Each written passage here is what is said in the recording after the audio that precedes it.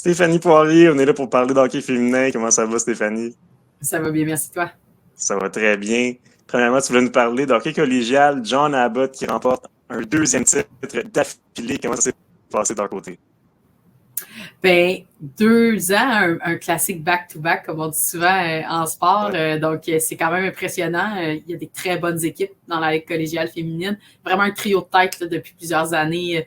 Lennoxville, Champlain, Lennoxville, là, si je dis le nom complet, Limoilou et John Abbott, là, qui sont clairement le trio là, qui sont intouchables. Et elles se battent l'une contre l'autre.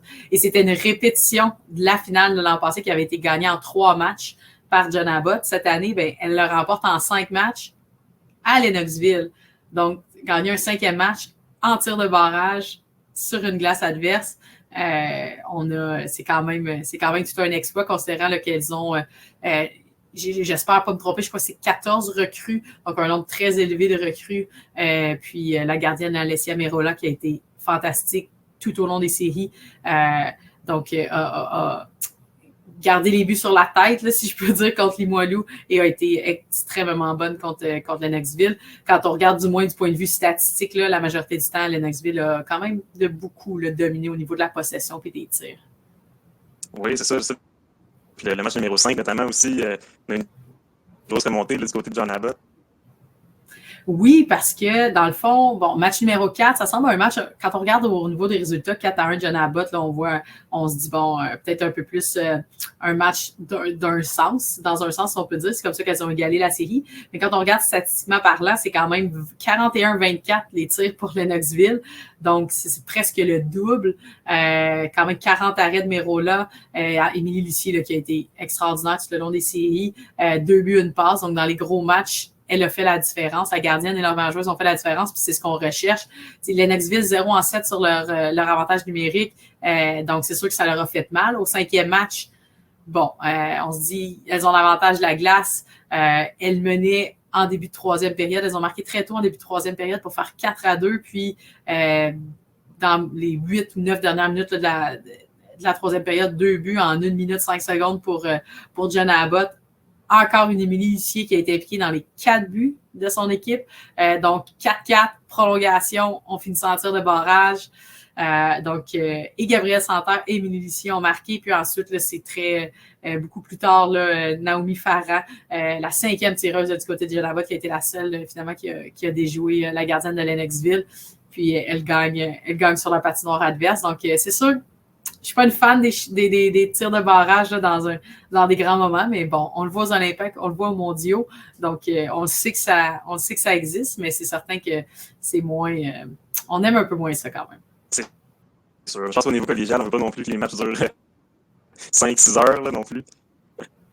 Non, exact. Mais je suis quand même une plus grande fervente j'aime bien le modèle quand même universitaire là, qui donne un 4 contre 4, ensuite un 3 contre 3. T'sais, on essaye de les tirer quand même. Oui, il y a des tirs de barrage, mais pas dans les grands moments. Là. Par exemple, un final du championnat canadien là, ne peut pas se finir en tir de barrage.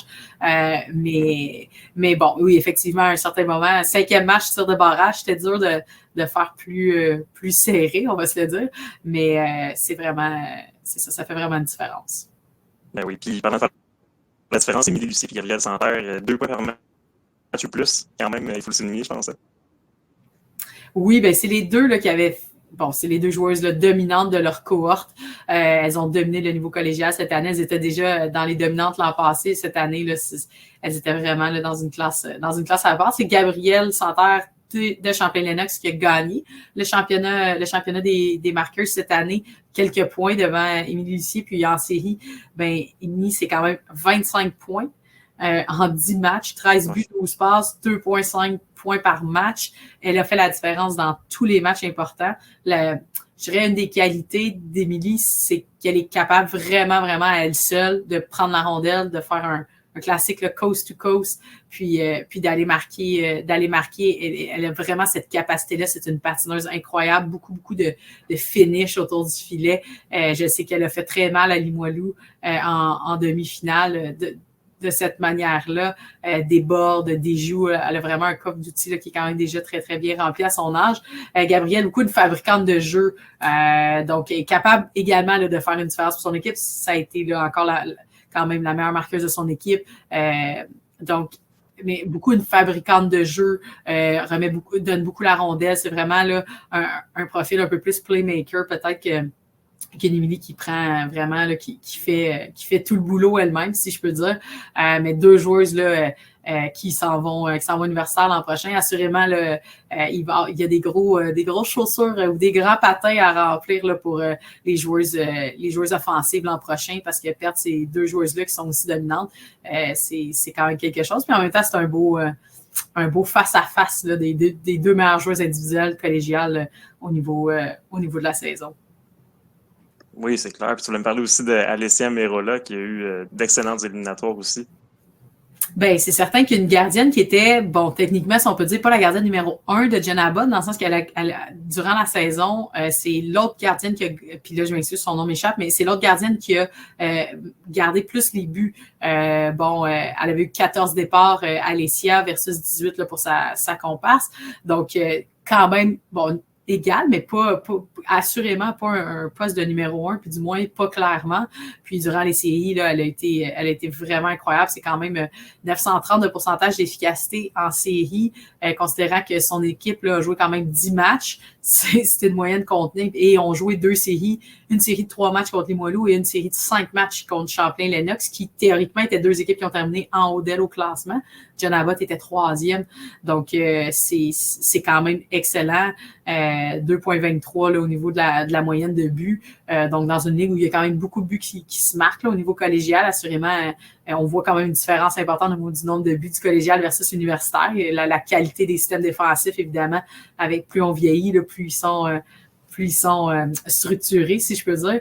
Donc, c'est quand même tout un boulot là, qu'elle a fait pour garder son équipe dans le match. Puis, Noémie Marin, là, qui avec son équipe, qui a réussi à remporter un 2e championnat en 2 ans. Donc, un combat là, encore serré à prévoir pour les prochaines années, parce que son équipe va être plus vieille l'année prochaine. Quand même, là, 2/3 de l'équipe pratiquement là, qui sont des nouvelles recrues, c'est un bagage d'expérience quand même vraiment, vraiment impressionnant. C'est clair. Puis, pour finir ça, le côté professionnel, la PWHP, c'est plusieurs fois qu'on en parle. Est-ce qu'il va y avoir une ligue? Quand est-ce que ça va avoir lieu? Qu'est-ce que tu as entendu à ce niveau-là?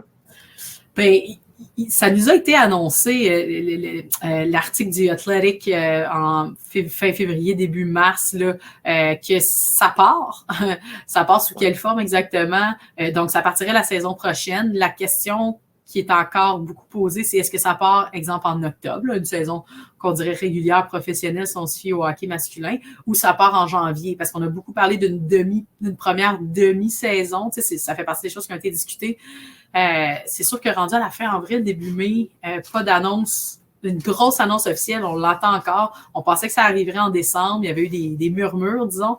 Après ça, on s'est dit, à la fin de le showcase final là, qu'il y a eu lieu en Californie, fin février, début mars, on s'est dit, c'est peut-être là le bon moment. Là, il y a eu des échos que ça partirait. Ensuite, le mondial, il y a 2 semaines. Et donc, on attend encore. C'est souvent ça, un peu avec la PW. Donc, je pense que tout le monde a hâte de savoir. Mais c'est sûr que s'il n'y a rien qui est annoncé fin avril, début mai, c'est sûr que ça serait surprenant que ça débute septembre ou octobre. Donc, je m'attends potentiellement là, que ça aille plus en janvier, parce qu'il n'y a rien d'annoncé. Puis on sait que bâtir une ligue, assurément, il y a du travail qui a été fait en amont par les groupes de travail, mais c'est quand même beaucoup de travail, là, un coup qu'on publie ça et tout ça, de mettre ça en action. Donc, ça ne donne pas une opportunité très grande, là, considérant qu'il reste juste la période de l'été. Mais on s'attend à ce que ça parte. Donc, peut-être qu'on va revenir par un spécial, ça part dans quelques semaines, mais on espère. À vrai dire, il y a comme pas d'autre choix.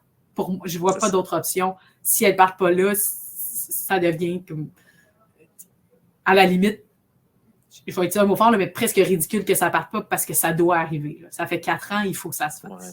Ça a été trop annoncé trop de fois. Là. À un moment donné, il faut que ça y aille. Puis ça, ben, pour la PHF, pour la Force de Montréal, tout ça, qu'est-ce que ça veut dire si jamais il y a une annonce qui est faite bientôt? Ben, c'est difficile à savoir parce que les marchés sont pas conclus. Évidemment, là, évidemment, Montréal fait partie des options, comme les régions en Ontario, comme plusieurs villes là, au niveau de l'Est américain, assurément, où il y a eu des événements déjà de la PW. Donc, on s'attend à ce que les marchés qui soient choisis soient dans la rotation qui a été faite dans les 2 dernières années, principalement avec le Dream Gap Tour.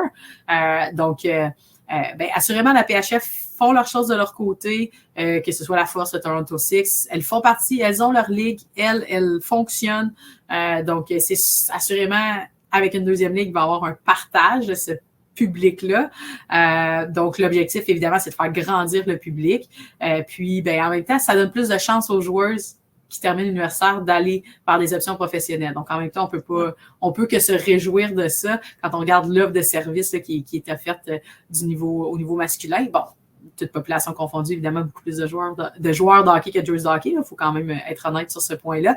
Mais en même temps, avoir deux options, ça, c'est sûr que pour les filles puis pour les plus jeunes là, qui arrivent à le niveau midget, qui sont des joueuses élites, bien, c'est sûr que ça ouvre beaucoup d'opportunités. Puis c'est une réelle option de pouvoir jouer professionnel puis d'avoir un salaire. Donc ça, c'est sûr que ce n'est que positif. C'est sûr.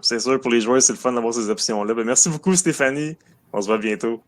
Super, bye bye.